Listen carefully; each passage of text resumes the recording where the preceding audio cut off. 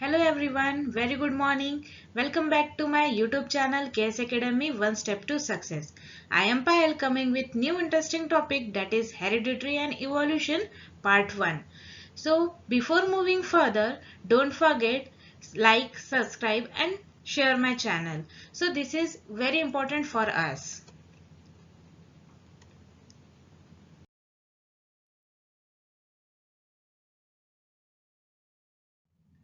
Let us start with the introduction part of this chapter, that is what is hereditary. So the passing of physical and mental characteristics genetically from one generation to another generation, so that is called as a heredity. It means that कि जो physical appearance है, जो mental conditions है, physical appearance means जो height हमारी होती है, right, short होती है, long होती है, then hair color होता है, black होता है, grey color होता है, then brown color hairs होते हैं, जो eyeballs होते हैं, then फेस का स्ट्रक्चर होता है हमारा rounded structure, Oval structure. So these are the characteristics shown by the particular individual, and that characteristics are passing over the generation of this particular individual. So that is meant the hereditary. So how it will be? So what exactly happen in the hereditary? So hereditary में होता क्या है? So जो characteristics होती है when the fertilization occurs in between female and male. So जो male और female के बीच में जो reproduction होता है, हमारे previous chapters में हमने study किया है कि how the reproduce organisms, new organism जो है अपने आप को रिप्रोड्यूस किस तरीके से करता है, अपने ऑर्गेनिजम्स, अपने इंडिविजुअल्स को, अपने ऑफस्प्रिंग्स को या फिर अपने जनरेशन को किस तरीके से आगे बढ़ाता है. सो जो हमारा ह्यूमन रिप्रोडक्शन था उसमें हमने देखा था कि व्हेन द फीमेल गैमेट्स और male gametes they are fuse together and the जो हमारे क्रोमोसोम्स होते हैं XX chromosome and XY chromosomes in male, so they are fertilized together form a zygote. So there is a chances of equal chances of कि mail होगा या female होगा, जो offspring हमको मिलेगा that will be the maybe a male or maybe a female. So the characteristics, अब हम लोग बात कर रहे हैं characteristics की, जो particular offspring हमको obtained होगा F1 generation, that is called as a first generation. So the F1 generation or we called as a generation में जो हमको first individual मिला, so जो individual की जो characteristics है, appearance है, so वो मदर के जैसी भी हो सकती है या तो फिर फादर के जैसी भी हो सकती है, या तो इक्वल कैरेक्टरिस्टिक्स भी हो सकती है कि 50% from mother and 50% from father. So let us take an example, कि एक एग्जांपल देख लेते हैं जिसमें फादर की आईज जो थी वो ब्लू कलर की है एंड मदर की आई क्या है, येलो कलर की. तो there is a equal chance. So first क्या हो सकता है कि एज यूजुअल ब्लू कलर की आईज हो सकती है जो ऑस्प्रिंग हमको ऑब्टेन्ड हुआ है, या तो मदर की जैसी येलो कलर की है वैसी ही येलो कलर की आईज ऑब्टेन हो सकती है. तो ये सिंगल कैरेक्टरिस्टिक की हम यहाँ पे बात कर रहे हैं. सो ये भी हो सकता है कि दोनों का मिक्स हो, means 50 colour blue 50 colour yellow and it will obtain a green colour. So इस तरीके से हमको ऑस्प्रिंग के चांसेस मिल सकते हैं कि all the chances are equal. So जो कैरेक्टरिस्टिक्स है वो ट्रांसफर होना from one generation to another generation और appear होना in physical or mental form. So that is called as a hereditary. So evolution is a change in the heritable characteristics of biological population over the successive generation. These characteristics are the expansion of genes that are passed on the form present to offspring during the reproduction. What is exactly mean the evolution? It means the changes occur with respect to time and with respect to environment particular individual. एक individual में जो changes आ जाते हैं with respect to environment और with respect to time के साथ साथ में जो चेंजेस बनते जाते हैं, so that is called as a evolution. It means that कि एक हम लोग सॉफ्टवेयर की बात कर लेते हैं, राइट. तो हमारा कंप्यूटर की ही बात कर लेते हैं जिसमें हम लोग सॉफ्टवेयर यूज करते हैं हमारे इंडिया में जो है कि विंडोज सॉफ्टवेयर. सो जो फर्स्ट सॉफ्टवेयर था विंडोज का that is called as a Windows 98, right. So जैसे जैसे इवोल्यूशन होते गया, टाइम होते गया, जैसे जैसे हमारी रिक्वायरमेंट्स बढ़ती गई, so it will be change. Windows 99, Windows 2000, Windows 2001, Windows 2003. सो ये इवोल्यूशन होते गए, लेटेस्ट अपडेट्स उसमें ऐड होते गए. Then now we are using Windows 10, right. In Windows 10 we are using a software that are the updated software, that is the Windows 19. So Office 19 इस तरीके से हम लोग सॉफ्टवेयर का यूज करते हैं जो अपडेट के साथ में हमारे हमारे साथ में हम लोग उसको यूटिलाइज करते हैं। सिमिलरली इन ह्यूमन बीइंग और इन एनिमल और इन प्लांट, जैसे जैसे एनवायरमेंट चेंज होगा, जैसे जैसे टाइम चेंज होते जाएगा, वो खुद के इसमें इवोल्यूशन लाते जाएंगे। So let us take the example, जो हमने हमारे हिस्ट्री में भी पढ़ा है कि हमारे जो पूर्वज थे that are the monkey origin, right, the monkey origin थे। तो यहाँ पे जो फर्स्ट जनरेशन हम देख लेते हैं, जो हमको ऑब्टेन मिला है या फिर जो भी फर्स्ट है वो फॉर्मेशन हुआ, दैट इज पर्टिकुलर मंकी। तो हम इसमें देखते हैं कि वो चारों चीजों से चल रहे हैं, चारों चीजों में दो हाथ और दो पैरों से, दो पूरा यूटिलाइजेशन कर रहे हैं अपने बॉडी को आगे मूव होने के लिए। देन फर्दर जो सेकंड जनरेशन है, they only use their legs for the moving. Moving के लिए वो क्या कर रहे हैं कि एक पर्टिकुलर अपने पैरों का ही यूज कर रहे हैं, but the body structure are already bend, जैसा बेंड का बेंड ही है, but somewhat evolution is there as the time passes. So further जो थर्ड जनरेशन है कि जो बॉडी स्ट्रक्चर है और जो बॉडी हाइट है वो बढ़ रही है। देन जो मंकी है, गोरिल्ला टाइप यहाँ पे स्ट्रक्चर है उनका, सो हेयरी स्ट्रक्चर है बहुत सारा, तो इस तरीके से इवोल्यूशन हुआ। But in fourth generation we can found that कि जो excessive amount of hair in our body that are removed and the person are moving further with using of their legs. So जैसे जैसे environment का change हुआ, जैसे जैसे time की passing हुई कि कौन सी चीजों की हमें जरूरत है और कौन सी चीजों की जरूरत नहीं है, सो जो चीजों की हमें जरूरत नहीं है वो हमारे बॉडी पार्ट से रिमूव होते गए, and those are required for our body कि हाँ हम दो पैरों से चल सकते हैं, तो why we are using our hand also। so हाथ का काम सिर्फ खाना खाने के लिए, लिखने के लिए, पढ़ने के लिए, ड्रॉ करने के लिए यूज किया गया, एंड देन पैरों का काम है चलना, तो पैरों का काम है से हम सिर्फ चलेंगे। So in fifth generation, so that are we, जो हम खुद है, सो हमारे इसमें अभी कंप्लीटली जो कंप्लीट हमारी बॉडी है वो हेयर से बिल्कुल भी नहीं है, कंप्लीटली जो अनवांटेड हेयर है वो कंप्लीटली हमारे बॉडी से रिमूव हो चुके, and then we are using for clothes. हम अपने आप को सेटिस्फाई करने के लिए, अपने आप को ढकने के लिए क्लोथ्स का यूज करते हैं। So this type of generation और this type of evolution is has to be taken और has to be happen in our surrounding. So before starting this chapter, so let us consider or let us discuss some basic terms. So first one is cell. We know that कि our body is made up of completely cell, और we also know that जो plant body है वो भी completely made up of the cell। जितने भी living organisms है वो cell body से बने होते हैं। So animal cell are typically of the eukaryotic cell enclosed by the plasma membrane and containing a membrane bounded nucleus and the organelles। So जो cell है उसमें number of organelles है और वो completely membrane bounded है, जो हमारे previous classes की स्टडीज में हमने ऑलरेडी स्टडी किया हुआ है। So these are the typical structure of the particular cell. So that is called as a mitochondria, that is a Golgi apparatus, that is a nucleus. जो main हमारे body में है cell के अंदर में, दैट इज अ न्यूक्लियस। और इस chapter में ये पार्ट बहुत ज्यादा इंपॉर्टेंट है, that's why we are taking this terms. So these are the vacuoles, right? These are the cytoplasm. So these are the organelles which are membrane bounded. So further, that is the chromosome. So chromosome are the thread like structure located inside the nucleus। ये कहाँ पे present है? Nucleus के अंदर में thread like structure है जो बहुत ही लंबा, बहुत ही लॉन्ग मीटर्स का होता है, और यही क्रोमोसोम रिस्पॉन्सिबल होता है कैरेक्टरिस्टिक्स को स्टोर करने के लिए, and it is also made up of protein, a single molecule of deoxyribonucleic acid, that is the DNA। Chromosome किससे बना हुआ है? प्रोटीन और डीएनए से बना हुआ है। सो सबसे इंपॉर्टेंट बात यह है कि क्रोमोसोम इंडिविजुअली सिंगल प्रेजेंट नहीं होता है, this is always be present in a pair in our body, और न्यूक्लियस के अंदर में ये प्रेजेंट होता है।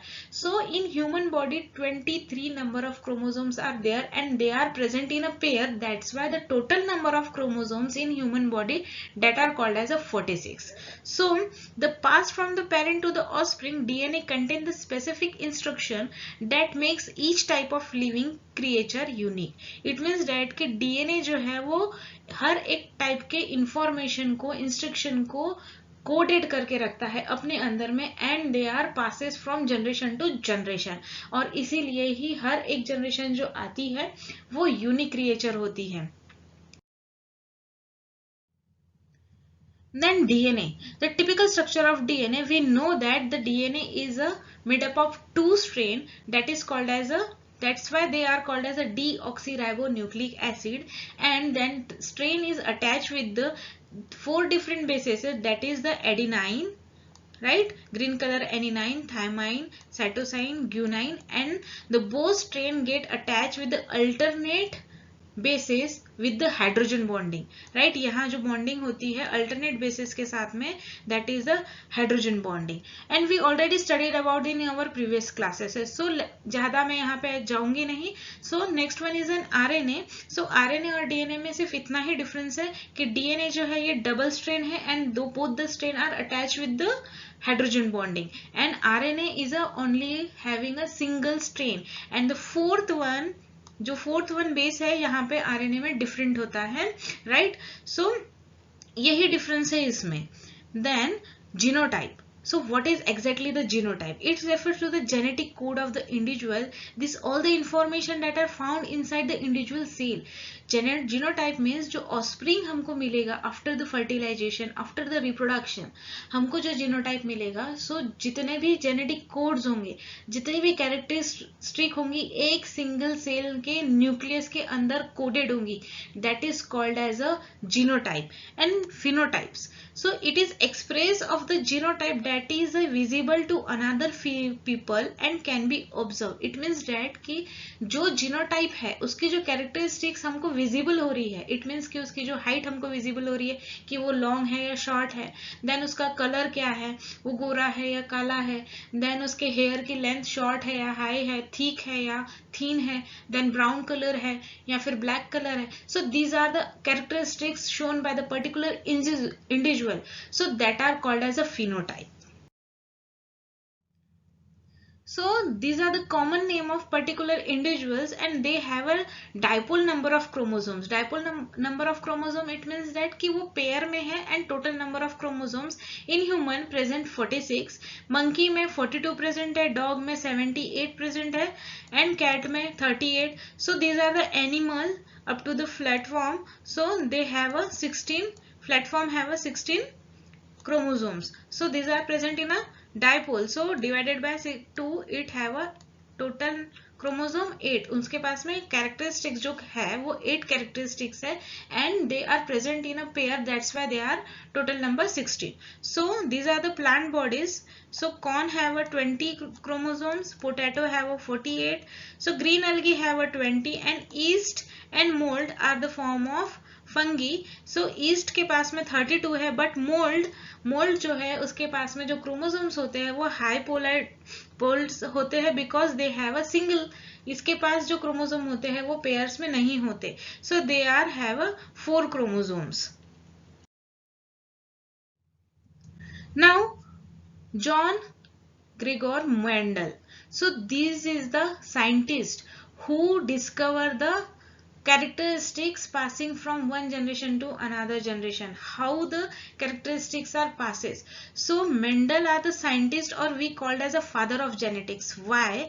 So Gregor Mendel, through his work, open a pea plant, discover the fundamental law of inheritance. He deduced that the genes comes in a pair and are inherited as distinct unit, one from each parent. Mendel tracked the segregation of the parental genes and their appearance in the offspring as a dominant or recessive trend. So he recognized the mathematical pattern of inheritance from one generation to next generation. So Mendel's law of inheritance are usually stated as. So further we take the law of inheritance, but before that we let us talk about the Grigor Mendel. So Grigor Mendel ने क्या किया, उन्होंने क्या किया कि number of P plant पे experiments किए. सो जो कैरेक्टरिस्टिक्स है उनकी स्टडी की, पर्टिकुलर पी प्लांट का उन्होंने कंसिडरेशन किया, उसकी कैरेक्टरिस्टिक को स्टडी किया कि वो किस तरीके से है. So long plant, short plant, उसके किस तरीके से कैरेक्टरिस्टिक्स है, उसके सीड कैसे है, उसके जो फ्रूट्स आते हैं, फ्लावर्स का कलर कैसा है, इस तरीके से उन्होंने स्टडी किया. After that they cross it, उन्होंने 2 डिफरेंट प्लांट को क्रॉस किया जो दोज हैव अ जिसमें उन्होंने क्या बताया कि जो पर्टिकुलर कैरेक्टरिस्टिक्स है dominant and recessive. So what is mean by the dominant and recessive? So dominant characteristic it means that कि जो अपीयर होते हैं ऑस्प्रिंग में, सो शोक होते हैं, वर्चस्व दिखाते हैं, that is called as a dominant characteristics. And recessive characteristics those are present in that individual but they are not shown in a particular offspring. वो प्रेजेंट होंगे बट वो शो नहीं होंगे, वो अपीयर नहीं होंगे, that are called as a recessive characteristics. तो उन्होंने बोथ द कैरेक्टरिस्टिक्स को कंसिडर किया, स्टडी की, देन क्रॉसिंग किया, नंबर ऑफ प्लांट्स की क्रॉसिंग किया, स्टडी किया, then they obtain the law of inheritance. So first law is law of segregation. So law of segregation में उनका कहना क्या था कि क्रोमोसोम्स जो है वो पेयर्स में अवेलेबल है, right? But whenever they are going to fertilize, they are become separated. वो क्या हो जाएंगे? सेपरेट हो जाएंगे जब वो फर्टिलाइजेशन के लिए जाएंगे. So each inherited traits is defined by the gene pair.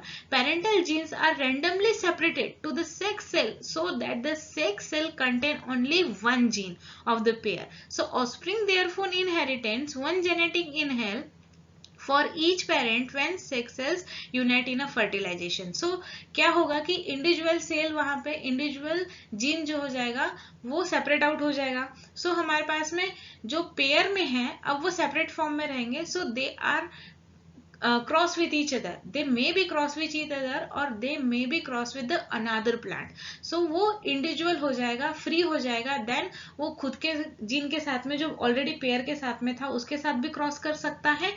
then after जो another क्रॉसिंग के लिए प्लांट यूज किया गया है उसके लिए भी वो अवेलेबल हो जाएगा क्रॉसिंग के लिए. Then next one is the law of independent of assortment. It means that कि genes for different trends are sorted separately from one another so that it inheritance of one trait is not dependent on the inheritance of another. It means that कि जो inheritance है, जो hereditary आ रही है या फिर जो भी characteristics आ रही है वो separate out हो जा रहे हैं because they are before pair में थे, अब वो separate हो गए according to the law of segregation. So that कि अब वो individual independent हो गए cross करने के लिए किसी भी जीन के साथ में, right? So this इंडिपेंडेंट हो गए, वो किसी पे भी डिपेंडेंट नहीं है. So this law say that कि एग्जैक्टली कि जो जीन है वो अभी अवेलेबल है, इंडिपेंडेंट है, अब वो किसी के साथ में भी क्रॉस कर सकता है. So the law of dominance. अब what is mean by the law of dominance? जो कैरेक्टरिस्टिक्स अपीयर होंगी, right? So that is called as a law of dominance, right? So an organism with an alternate form of a gene will express the form that is a dominant. जो express हो जाएगी so वो होगी law of dominance, right? Then the genetic experiment Mendel did with the pea plant took him 8 years. उनको 8 साल लगे इसको पूरे एक्सपेरिमेंट करने के लिए. So around of 10,000 of pea plant उन्होंने ग्रो किया, उनकी प्रोजनी को ग्रो किया, क्रॉसिंग किया. इन 1865 में उन्होंने इसके अकॉर्डिंग जो भी उनकी स्टडी थी उसको पब्लिश किया और उनकी जो स्टडी थी 8 ईयर की 1856 टू 1863 और 1865 में उन्होंने इसके लिए उन्होंने क्या किया, पब्लिश किया. बट जैसे जैसे ये ग्रो हो रहा था या फिर जैसे जैसे इनकी स्टडी हो रही थी इनको उतनी इम्पोर्टेंस नहीं मिली उस टाइम पे.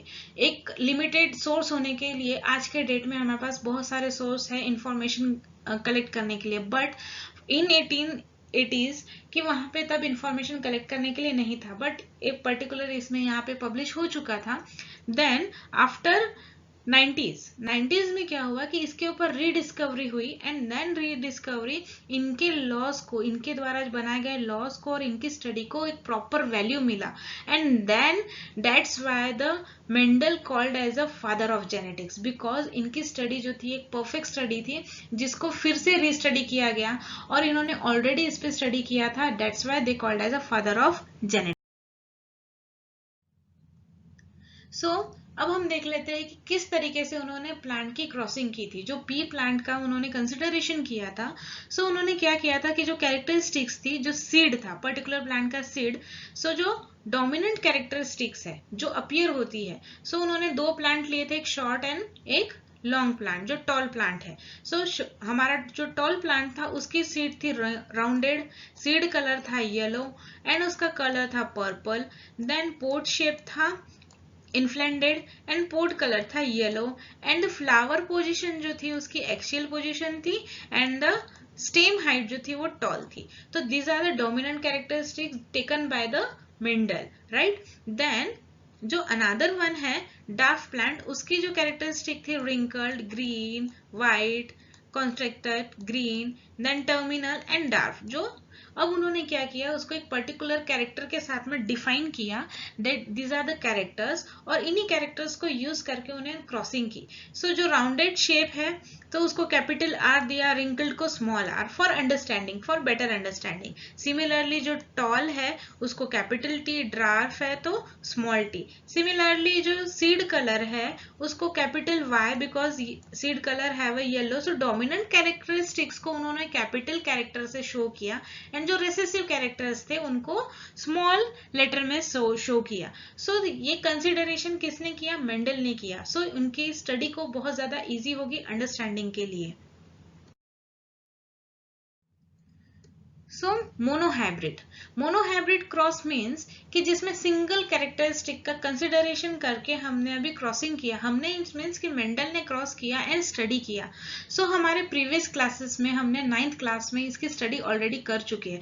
सो जिसमें हमने फर्स्ट एग्जाम्पल लिया था dominant characteristics of particular plant का, जिन्होंने मेंडल ने लिया था tall characteristics. So these are TT, right. Recessive TT जो डार्फ प्लांट था, जो शॉर्ट प्लांट था, राइट.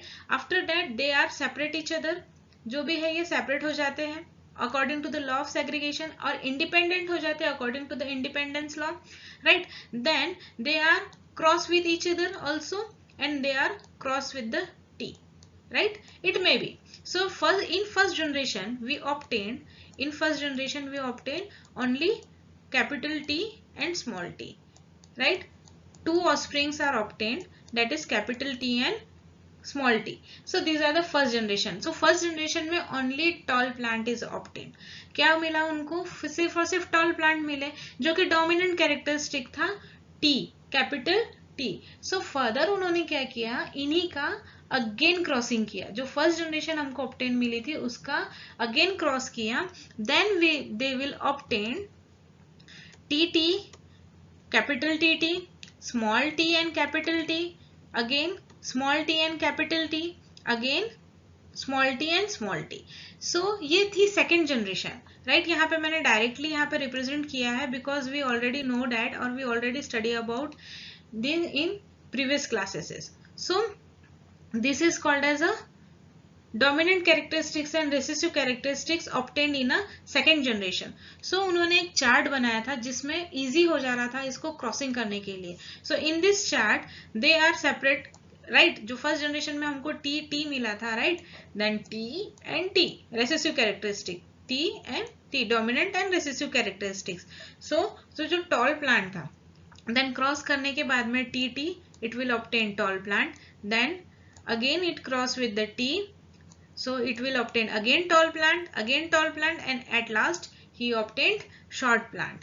It means कि जैसे जैसे जनरेशन आगे बढ़ती गई, so it may be the chances of recessive character may be become a dominant character, कि जो जैसे जैसे जनरेशन आगे बढ़ेगी कि जो रेसेसिव कैरेक्टर है वो हो सकता है, मे बी द चांसेस जो है वो इंक्रीज हो जाते हैं उसके कि वो रेसेसिव कैरेक्टरिस्टिक को भी शो करे as an dominant characteristics. So here we obtained tall plants 3, short plant 1 and the ratio ही obtained 3 up to 1.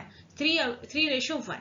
So there is a chances of maximum plant or maximum offspring obtained who have a dominant characteristic, that is tall plant, and single one plant is have with a recessive characteristic, that is short plant, right. Then dihybrid crossing. Dihybrid crossing means यहाँ पे अब उन्होंने क्या किया, दो characteristic का crossing किया, right. दो कैरेक्टरिस्टिक को कंसिडर किया. अब उन्होंने टॉल प्लांट जो था, शॉर्ट प्लांट था, तो टॉल एंड शॉर्ट ये सिंगल कैरेक्टरिस्टिक ली थी जो हाइट की अकॉर्डिंग थी. अब उन्होंने क्या किया, सीड लिया तो पर्टिकुलर डोमिनेंट कैरेक्टरिस्टिक सीड की थी rounded and yellow colour, right. Recessive characteristics wrinkled and green color. So in first generation he obtained only single characteristic with rounded wrinkled and yellow and green. So single ये progeny उनको मिली in first generation में. So इसमें जो उनको obtained हुआ, so उसके पास सेम कैरेक्टरिस्टिक्स थी. Those have a dominant characteristics R and Y, rounded and yellow colour, है ना. सो अब उन्होंने क्या किया, फर्स्ट जनरेशन को अगेन क्रॉस किया and then he will obtain the second generation. So अब सेकेंड जनरेशन का जो क्रॉसिंग किया उन्होंने, सो डायरेक्टली हम यहाँ पे टेबल देख लेते हैं एंड देन क्रॉस कर लेते, राइट.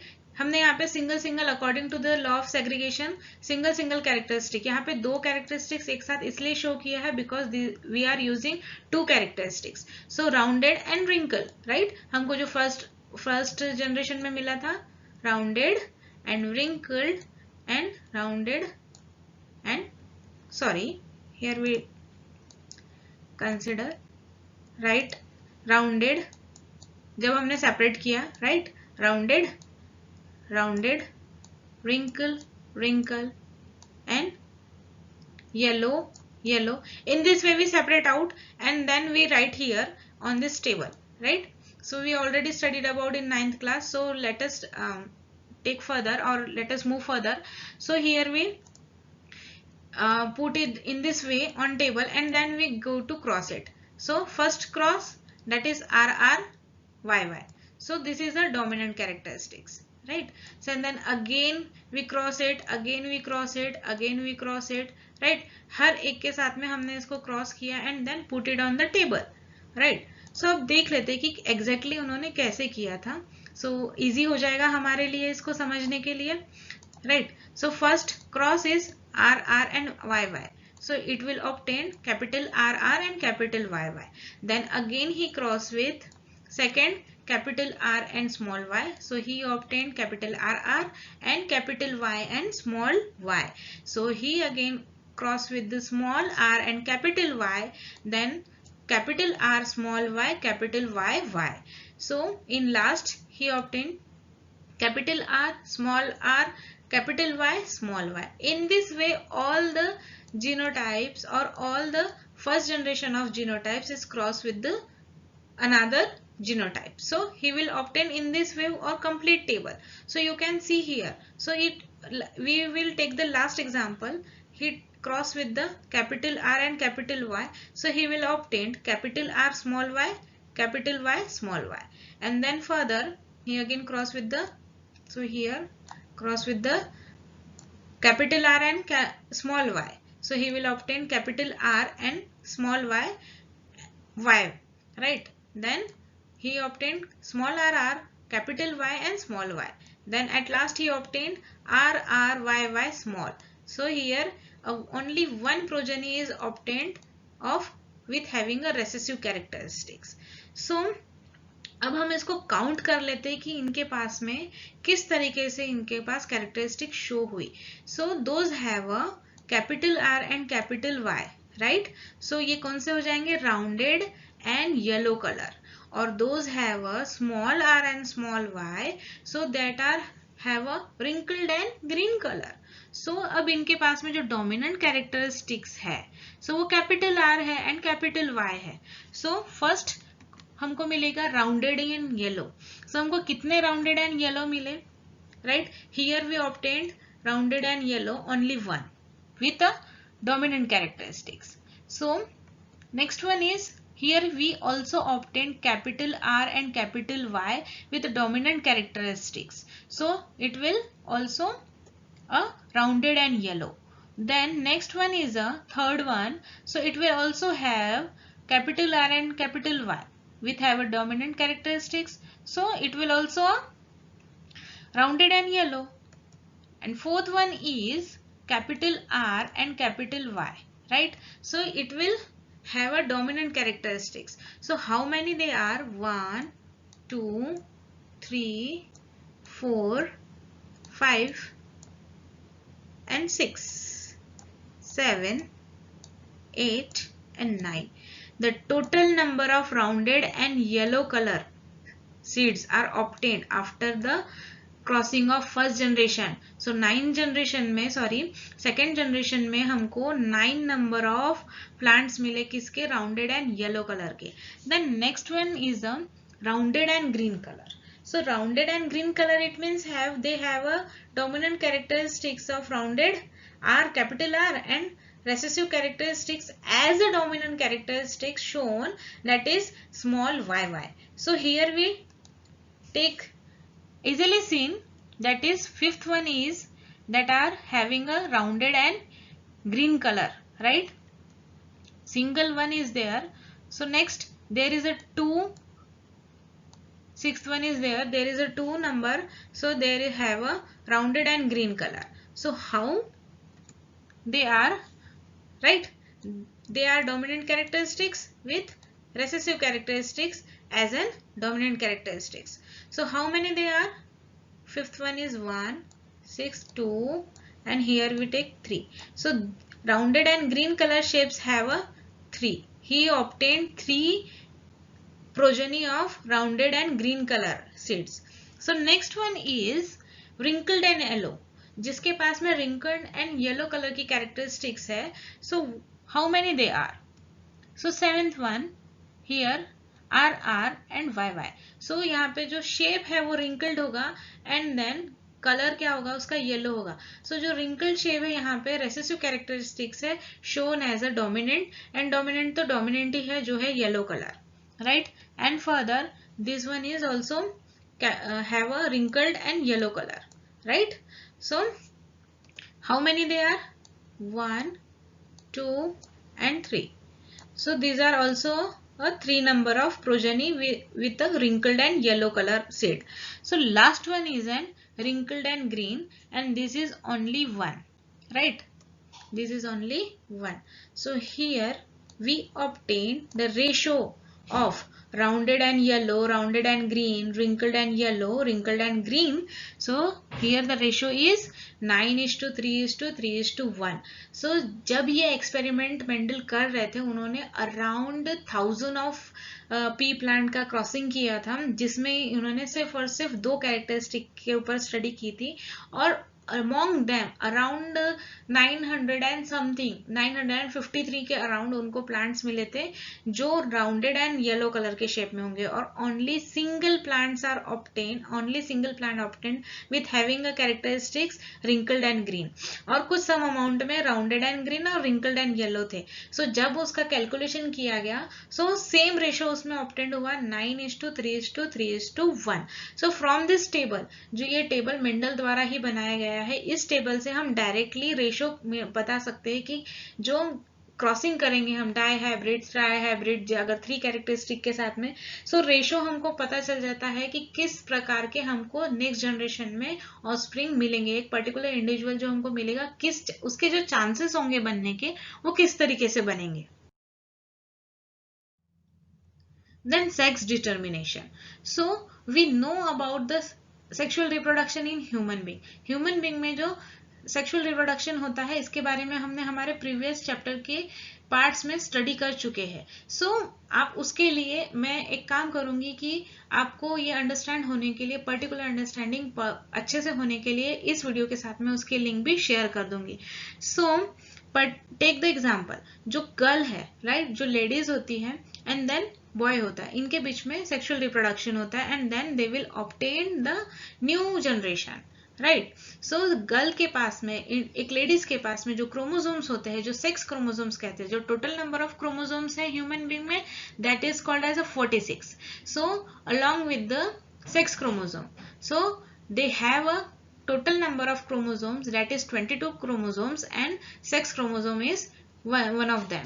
So female के पास में XX जो पेयर में है, because 46 is divided by 2, so the each and individual have a chromosome 23, right? So 22 जो chromosomes है, these are the total appearance chromosomes है, राइट, जिसमें हेयर कलर, बॉडी कलर, आई स्ट्रक्चर, हाइट, ये सारे इंक्लूडेड है. और जो लास्ट वन है सेक्स क्रोमोसोम, जिससे ये पता चलता है कि पर्टिकुलर इंडिविजुअल मेल है या फीमेल है. सो फीमेल के पास में XX क्रोमोसोम है एंड देन मेल के पास में XY क्रोमोसोम है, right. So they have a sex chromosome. So after the crossing of that, so according to the law of segregation they are separate each other, x x जो है वो separate हो जाएगा, then x y भी separate हो जाएगा, then it will cross. So first will be obtain x x, second will be obtained x y, again obtain x y, and then it last we obtained x y, right? So x x x y, x x and x y. So according to the Mendel हम लोग table format में देख लेते हैं कि जब female के chromosome को सेपरेट किया एंड देन मेल के क्रोमोसोम्स को सेपरेट हुआ according to the segregation, and अब वो इंडिविजुअल हो गए, देन ये एक दूसरे पे इंडिपेंडेंट हो गए, क्रॉस करने के बाद में एक्स एक्स, देन क्रॉस करने के बाद में X Y, then again it will cross with the X X and then it will form again cross with the Y X Y, right? So इस तरीके से यहाँ पे चांसेस क्या हो गए, equal chances, here they obtained 2-2, right? The ratio 2-2 and it is equal to 1-1. So ratio जो है 50-50 का है यहाँ पे, कि यहाँ पे दोनों के चांसेस या फीमेल होगा या फिर मेल होगा, सो दोनों के चांसेस 50-50 है. सो इसमें बहुत ज्यादा इंपॉर्टेंट चीज ये है कि only the male is responsible for a progeny. Male is responsible for the progeny, it means that कि मेल ही रिस्पॉन्सिबल है कि लड़का होगा या लड़की होगी. गर्ल रिस्पॉन्सिबल नहीं होती बिकॉज उसके पास में सिर्फ और सिर्फ एक्स एक्स क्रोमोसोम होते हैं और मेल के पास में एक्स वाई क्रोमोसोम होते हैं. If the male chromosomes, male का जो क्रोमोसोम है वाई जाके फर्टिलाइज्ड होगा एक्स के साथ में, जाइगोट फॉर्मेशन होगा, so it will be formation of boy. If the X chromosome of male is fertilized with the female X chromosome, so it will obtain girl baby, right? So only the male is responsible कि कौन से progeny, कौन सी generation में हमको female मिलेगा या फिर mail मिलेगा, राइट? एंड सेक्स डिटर्मिनेशन ये बहुत इंपॉर्टेंट टॉपिक है फ्रेंड्स. सो ये जो है ये बिल्कुल भी नहीं करना चाहिए. मेरा रिपीट करने का ये बहुत ज़्यादा इंपॉर्टेंट है कि मैं क्यों इसे रिपीट कर रही हूँ, कि जो सेक्स डिटर्मिनेशन करते हैं आफ्टर द फर्टिलाइजेशन या फिर पर्टिकुलर मदर जो है जैसे ही एक बेबी को कैरी करती है, लोग सेक्स डिटर्मिनेशन करने के लिए चले जाते हैं, and then it is a very bad thing. And हम ये भी कह सकते हैं कि कानूनी ये गुनाह है सेक्स डिटर्मिनेशन करना जब बेबी फिटस के अंदर हो या फिर फिटस के अंदर. इट मीन्स दैट कि फिटस जो है वो मदर के अंदर हो, पेट में हो. सो सेक्स डिटर्मिनेशन बिल्कुल नहीं करना चाहिए, ये बहुत बड़ा गुनाह है. सो ये बिल्कुल भी नहीं करना चाहिए. So here we completed the hereditary part of this chapter. So what is the evolution according to the changes of time or change according to the changes of environment, the evolution occurs. So in further part we are going to study about that. Here we only completed the heredity, how the characteristics pass from the one generation to another generation. If you have any suggestion or any queries regarding this video, so you can comment on my comment box. सो तब तक के लिए आप study कीजिए, previous parts को भी study कीजिए, previous chapters जो ऑलरेडी अपलोडेड है हमारे यूट्यूब चैनल में, एज वेल एज हमारा जो फेसबुक पेज है KS Academy 1 Step to Success, वहाँ पे भी सारे वीडियोस अवेलेबल है, तो आप वहाँ पे भी चेक कर सकते हैं. और लेटेस्ट वीडियो का अपडेट हर 2 दिन बाद, हर 3 दिन बाद हम लोग अपलोड करते ही हैं. तो आप स्टडी कीजिए और खुश रहिए. Bye bye.